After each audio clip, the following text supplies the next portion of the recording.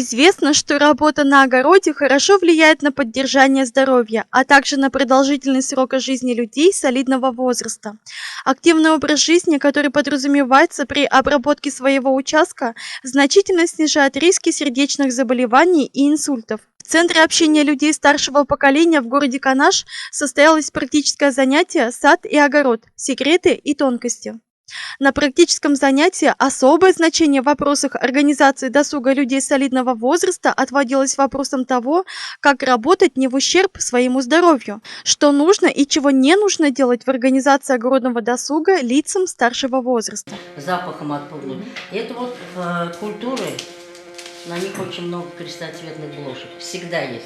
Как раз только мне одна знакомая говорит, мне кажется, что капуста только и создана для того, чтобы там на ней крестоцветные эти блошки были. Только посадишь, ну им тоже что-то кушать и надо. Они выедают серединку, как раз вот два листа, когда формируется два листа. И вот там точка. Вот какие полезные рекомендации получили активные пенсионеры нашего города. Ирина Александровна, скажите, пожалуйста, что ценно для людей старшего поколения? Для людей старшего, вообще для любого поколения, молодого поколения, старшего поколения, самая актуальная социализация. Что такое социализация? Это общение. Общение что такое? Это передача энергии. Передача позитивной энергии, передача энергии своих увлечений, передача своих хобби, передача нашей дамы из Союза пенсионеров. Легче сказать, где не бывает. Вышиваем, вяжем, помогаем солдатам, плетем сети, волонтерим, помогаем инвалидам. Я, например, уже 13-й год, 13 лет около общества инвалидов, и уже есть большие наработки в этом смысле. Уже инвалиды звонят, вот надо мне то, вот мне надо то. Мы уже знаем, кому что надо. Значит, на базе центра общения организован, вот с января работает клуб любителей садоводства. Тема садоводная, она понятна всем, потому как легче сказать, кто не работал в огороде, что-то не посадил, что-то не взрастил. Поэтому сейчас у нас, у людей зрелого поколения, старшего поколения, времени больше. И мы можем своим увлечениям посвятить больше времени. И как грамотно, как правильно, как чтобы это доставляло удовольствие. А удовольствие доставляет тогда, когда выращенный овощ дал какой-то шикарный плод. Для того, чтобы все это было правильно, мы делимся опытом, обучаемся мировым практикам, практикам наших российских предпринимателей. Мы каждый год куда-то кому-то ходили на экскурсию. Мы выходили в поле. Нам один из наших очень активных любителей садоводов, он показывал, как прививать. Прививать прям показывал, мы пришли на полянку в лесу, он нам показал. Увлеченные люди есть. Есть люди, которые этим живут.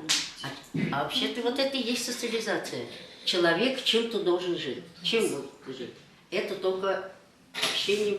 Мы должны быть нужны друг другу. Идет общение, мы делимся семенами, что-то, рассадой, чего-то. Это есть и будет. Ирина Александровна, скажите, пожалуйста, особое значение в организации своего досуга, вот хобби, человек старшего возраста чему должен уделять внимание в первую очередь, работая в огороде? Во-первых, человек должен хотеть.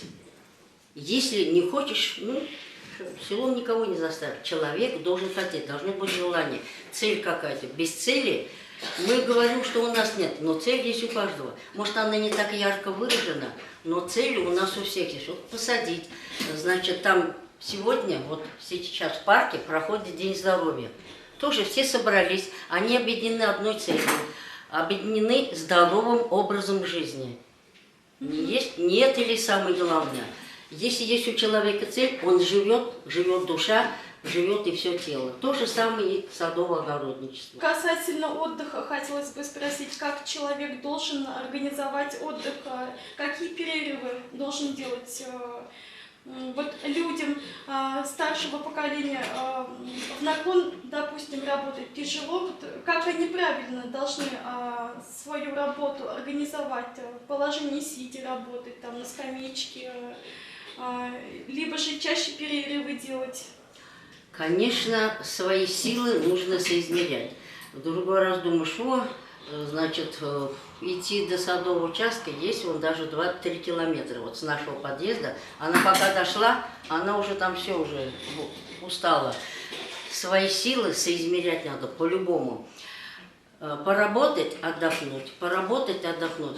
Большинство, у многих, немало людей, мы не сильно же здоровы, в наклонку сложно работать.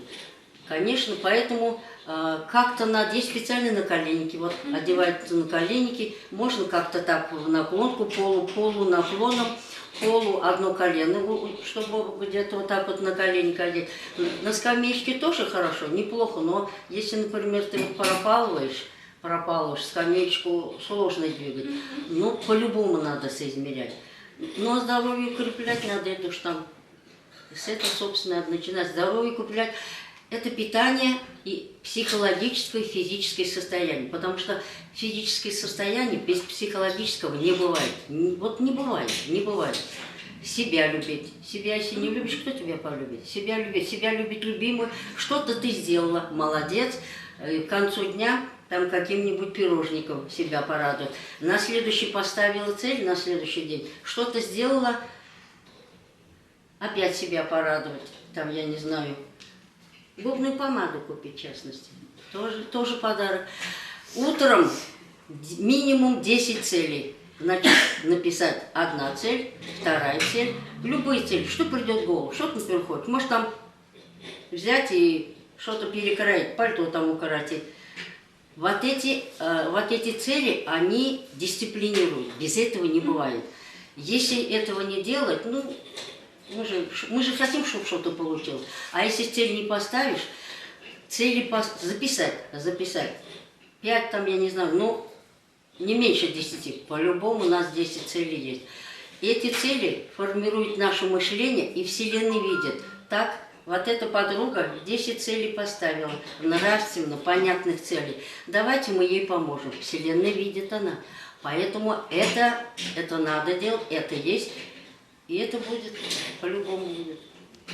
Вы говорили о пользе удобрения почвы, что это необходимо, важно, о пользе микроорганизмов. У нас земля имеет сложный состав. Если так вот в 10 словах, верхний слой земли 10-15 сантиметров, там живут микроорганизмы, те, которые помогают нашим растениям усваивать и поставляют питательные вещества. Это микроорганизмы, которые живут при доступе воздуха. 10, там 15, даже не 15, еще меньше. Ниже живут микроорганизмы без доступа кислорода. 2 разные субстанции. И когда мы копаем, лопата, высота такая, эту землю мы переворачиваем, нижний слой земли, нижний слой с микроорганизмами, которые живут вне доступа, без доступа, мы их выкидываем наверх. Поэтому на сегодняшний день, не только на сегодня, это уже лет 15 назад, есть такие плоскорезы Фокина, которые позволяют не переворачивать, не мучить землю, не делать то, что не нужно.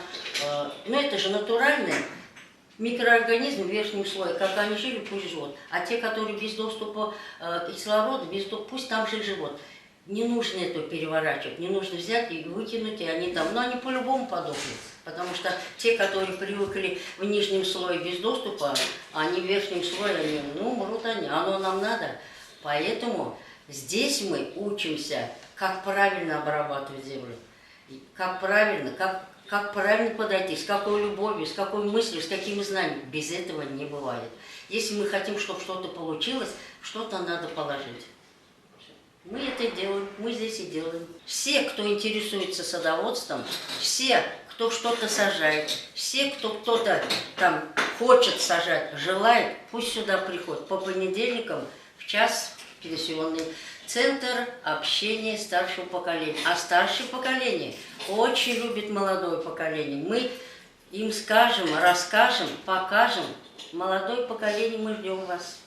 Но здесь в нашей группе садоводной есть и молодые, есть не пенсионеры, есть. Я вот вчера включила группу. Так что приходите, мы будем вас ждать. и познакомиться с тем, что мы вырастили. В принципе, вот в группе в этом смысле хорошо. Что-то взрастил, что-то сделал, что-то выросло, можно выложить и показать, и уже идет обмен информацией. Вот идет, вот социализация пошла. Вот что это такое? Мы уже привязаны друг к другу, мы уже скучаем, приятно видеть, чуть ли не обнимаемся. Садовая огородница, цветы – это мое сердце, моя душа, мое сердце, моя душа. Это вот я очень люблю, это мое сердце, моя душа. Мне это нравится, я хорошо в нем разбираюсь, постоянно учусь, на семинарах побывала, учусь постоянно. Нет предела совершенству, совершенствоваться надо знать, каждый выбирать сам, что ему надо. Мне это нравится, это я этим живу. Ирина Александровна, скажите, пожалуйста, а важно ли ограничивать нагрузки? Конечно, важно. Какие-то рамки надо ставить. Эти рамки, конечно, я могу сказать, у каждого свои рамки. Одна как говорится, как Сайгак 3 километра пробежит, а другая еле-еле. Поэтому у каждого свои возможности. Эти возможности нужно использовать, надо знать.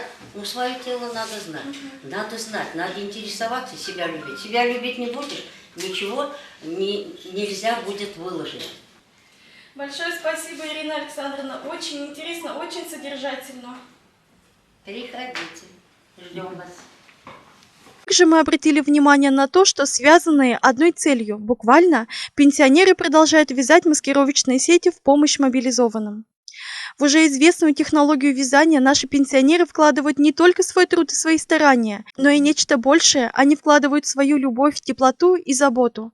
Средство маскировки у наших активных пенсионеров получается максимально качественным и прочным. Здесь потом, например, здесь коричневый фон, это как глина, там потемнее.